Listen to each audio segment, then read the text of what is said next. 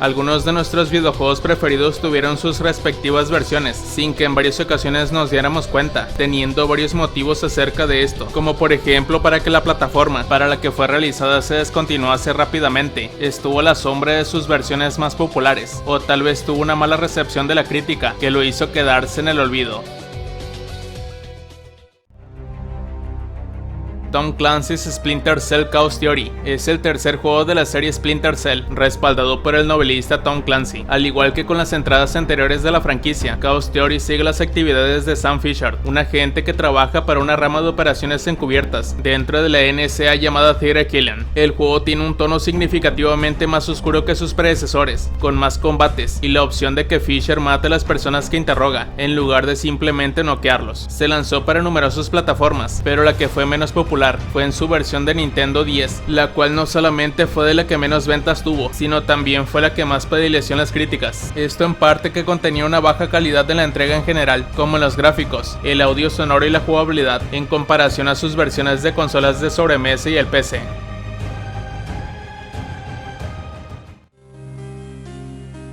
Max Payne fue el comienzo de una historia oscura, distribuida por Rockstar Games, que narra los acontecimientos de un exagente de policía de Nueva York, donde su familia sufre un atentado, muriendo esposa e hija a manos de una organización delictiva. Es por ello que el agente conocido como Max Payne ahora vivirá para cobrar venganza en contra de los culpables principales de la tragedia. Tuvo una versión jugable para la consola portátil de Nintendo, la Game Boy Advance, dado que se desarrolló en una plataforma mucho menos potente. Esta versión difiere significativamente de las versiones para PC y sus ports de Xbox y PlayStation 2, ya que en lugar de un juego de disparos en 3D, el juego se basa en gráficos de sprites y se muestra desde una perspectiva isométrica. Sin embargo, las otras características del juego se han mantenido muy similares al original, incluido el uso de gráficos poligonales para los personajes. La historia también se mantuvo igual que en las versiones para PC y consola, aunque se omitieron algunos niveles del original, y el juego aún presenta muchas de las secciones de novelas gráficas del original, con algunas de las voces en off.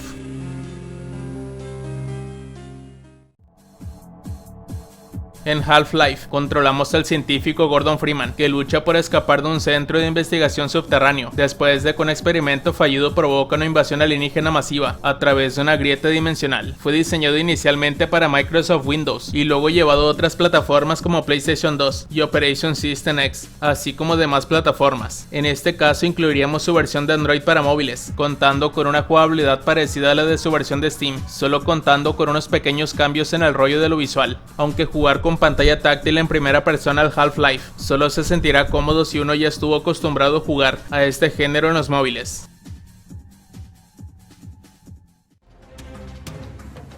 Call of Duty Black Ops es una de las entregas más exitosas de la saga y la que marcaría un antes y un después en torno a la Guerra Fría, las cuales se plasman en videojuegos, tanto en su modalidad de campaña como en su multijugador. Recibiría críticas muy positivas, dando luz verde rápidamente que se hicieran numerosos ports. Habían dos en los cuales se destacaron por tener un downgrade gráfico muy notorio, siendo de la Nintendo Wii y la Nintendo 10. En esta última es donde recibiría sus críticas más bajas, ya que aparte de que la calidad del juego disminuiría más que en todas, también se omitirían varias cosas. De igual forma sigue siendo recomendable si posees la portátil de Nintendo.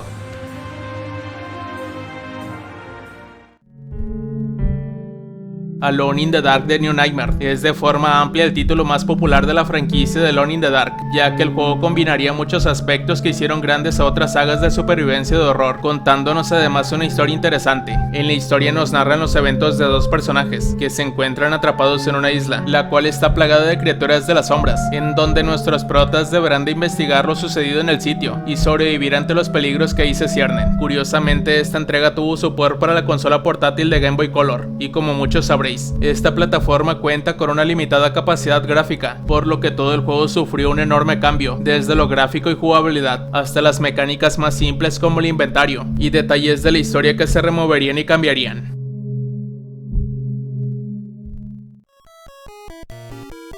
Harry Potter y la Piedra Filosofal es un conjunto de jueguillos basados en el primer libro de J.K. Rowling de la serie de Harry Potter y la adaptación cinematográfica. La versión para Game Boy Color es un juego de rol teniendo su similitud con los clásicos títulos de la saga Final Fantasy. El jugador controla a Harry, comenzando desde cuando Hagrid lo cambió al Callejón Diagon. Sigue estrictamente la historia de los libros, a excepción de la edición de bandas de monstruos como ratas, murciélagos y arañas que deambulan por la mayoría de los lugares. Los hechizos se usan para el combate, en lugar de interactuar con el medio ambiente. Como todo port hacia plataformas portátiles, los cambios siempre serán muy notorios, aunque en esta ocasión la crítica prevaleció a su favor.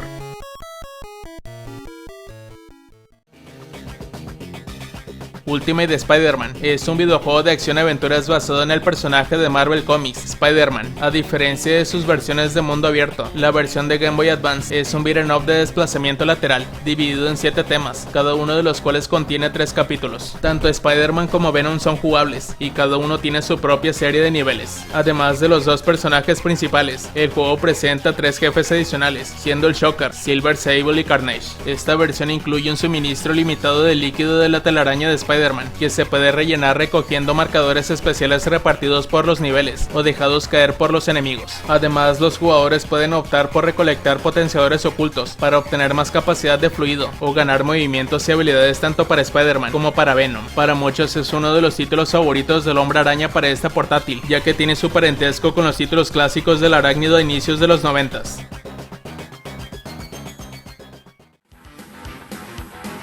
Al momento de su salida, la entrega de Doom sorprendería a todos, con su capacidad jugable superfluida para las computadoras de aquel tiempo, en el que no se necesitaba tener la mejor para correrlo, atrayendo con ello a varias empresas para que portaran el título en sus respectivas plataformas y demás equipos de cómputo, contando con un gran éxito. Es difícil mencionar cuál sería la versión menos conocida del título, aunque yo agregaría a Acorn Archimedes, ya que su equipo de cómputo fue de los menos populares y potentes de la época. Aún así se estableció un port jugable de Doom para que corriese lo mejor posible en la Acorn, pero teniendo varios cambios. El más notorio, como ya lo estáis viendo, es su apartado gráfico que cambia drásticamente bajándose la calidad. El sonido también cambia, así como el diseño de los escenarios y niveles tienden a ser diferentes en distintas partes. Es muy rarísimo encontrar a alguien que haya disfrutado de Doom en este equipo de cómputo, por lo que los videojuegos jugables que se muestran también son relativamente escasos.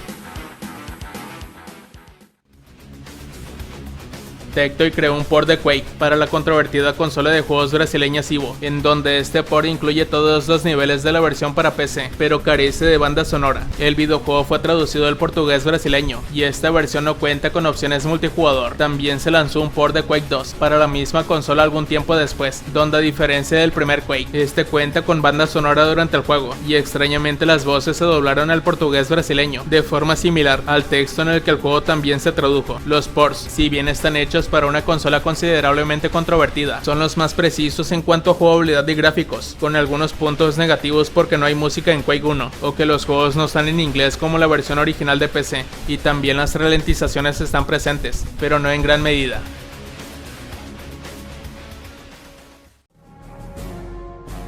Counter-Strike logró su fama mundial en las computadoras de sobremesa al principio de la década del 2000, gracias a que sus exigencias en los requerimientos eran muy bajas, siendo accesibles para la mayoría que poseía mínimamente una computadora e internet en línea. Ya con la llegada de poderosas consolas, la jugabilidad en línea ya no sería de forma exclusiva de las computadoras, así que el videojuego de Counter-Strike también se lanzaría para la consola de Xbox. Este título tuvo algunos cambios con respecto a sus anteriores versiones, pero lo que más se destaca es en el modo para un jugador, que integra el bot de Counter-Strike, proporcionando una experiencia de un solo jugador similar a la de varios jugadores, siendo el primer título de la serie con el bot oficialmente integrado. Lamentablemente sería un fracaso, debido a que los usuarios jugaban mejor con un teclado y mouse, en vez de con un mando. Duke Nukem 3D para Sega Mega Drive es un port de consola del juego Duke Nukem 3D para PC. El port de Sega Mega Drive se publicó inicialmente en Brasil en 1998, sin la autorización de 3D Realms. Durante más de una década, el estado legal del juego estuvo sujeto a disputas en línea. Este port de Duke Nukem 3D es una versión muy simplificada del juego original y presenta solo 9 niveles, todos inspirados libremente en los mapas de Lunar Apocalypse. En lugar de trasladar el diseño de niveles del juego original, esta versión presenta niveles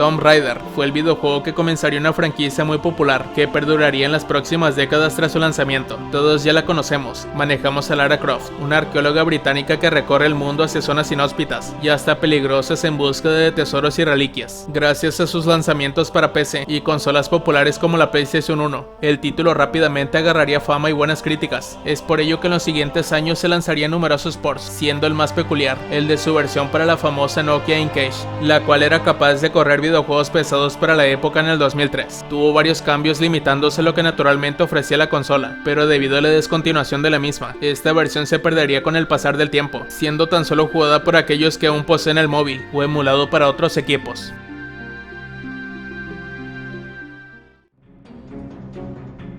Resident Evil 2 fue un título tan enormemente popular en su época que se lanzaron versiones inimaginables de la misma. La que más asombro causó fue su port para el equipo de Tiger Games 99X, el cual prácticamente es una versión tipo Tamagotchi de Resident Evil 2, en el que obviamente muchos detalles del título original serían omitidos masivamente para que el jueguini fuera jugable en este llavero, desde los gráficos que ahora son monocromáticos, hasta la historia es casi nula, teniendo algunos poquiticos enemigos en su haber, como los típicos zombies y uno que otro Licker, así como solo controlando el bueno de Leon, dejando fuera la luz de mi corazón Claire.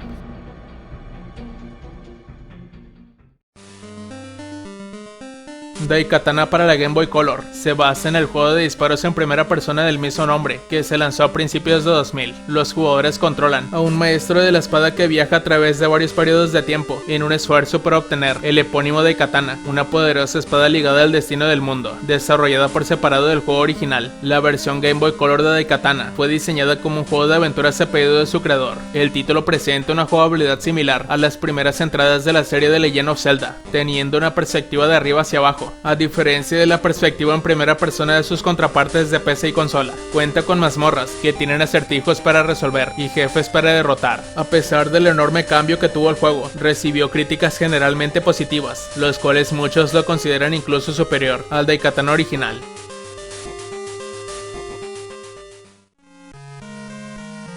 Heroes of Might and Magic 2 es un juego de Game Boy Color, creado con contenido de Heroes of Might and Magic 1, 2 y 3. La mayoría de los gráficos del juego se convierten de Heroes of Might and Magic 3, mientras que el juego es una combinación de los tres juegos. La campaña se centra en una búsqueda de cazadores de dragones. Dentro del juego hay 4 facciones jugables, hay un total de 40 héroes y 28 criaturas basadas en facciones y 4 criaturas neutrales. Debido a su combinación de juegos, el título recibiría críticas positivas, esto en parte por haber aprovechado todo el potencial de la portátil, así como mantener una calidad artística sublime, a pesar del downgrade.